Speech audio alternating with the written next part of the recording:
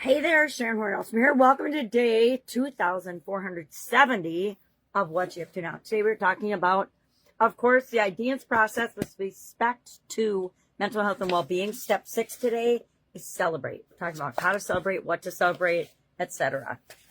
As we pay attention to focusing on the journey of achieving the goal and objective in mental health and well-being that we want to achieve for ourselves. We talked about it both in Supersize Your Business and the Be a Better You Annual Challenge.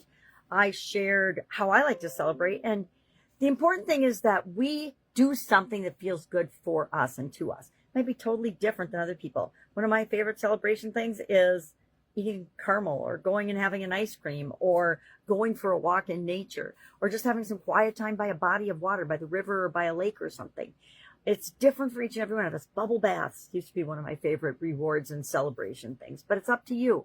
Pick things that make you feel good and celebrate the milestones and the lessons learned along the way as you're achieving a goal or objective or overcoming a challenge or a milestone or achieving a milestone or overcoming a setback or a problem or a challenge or something that you tried and took action on but just didn't work. And then learn the lesson that was there for you in why it didn't work. There's always a reason why something doesn't work. Maybe it's just not the right time. Maybe we're not very skilled at presenting our idea yet. It can be a lot of things. I actually tapped into yesterday, since the power was out, a mindfulness card deck set that I have. It's from a gentleman in Scotland who has a company, Horne-Ellstrom. I don't know how to pronounce his name. And I got these cards. I'm sure I got them from Hay House. I don't remember when.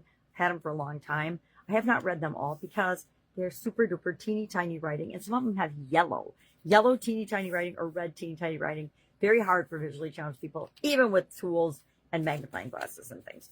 But this one probably should have been yesterday's. It says, what will happen next? And this one is, there is no control, which I really like because I used to try to be a control freak. I still try to control things way too much. And so it's an amazing reminder for me today that don't try to control everything. Don't try to control things that are outside my control. Control the things we can control.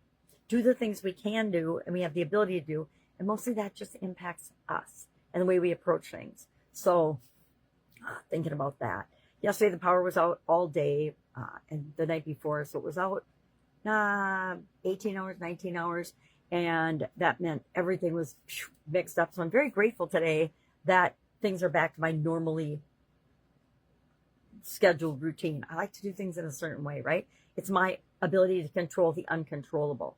But uncontrollable things still happen, right? The COVID pandemic happened. I had no control over that baby, but I had to figure out how to keep moving forward during it. Same is true. Electricity goes out. And I think it's a good test because we've had a lot of storms this year. A lot of, there's tsunamis hitting the West Coast today from a Russian earthquake that was huge. There's a lot going on in the world and a lot of it that we just have no control over except our choice to move to higher ground, go somewhere that has electricity, etc. for the day.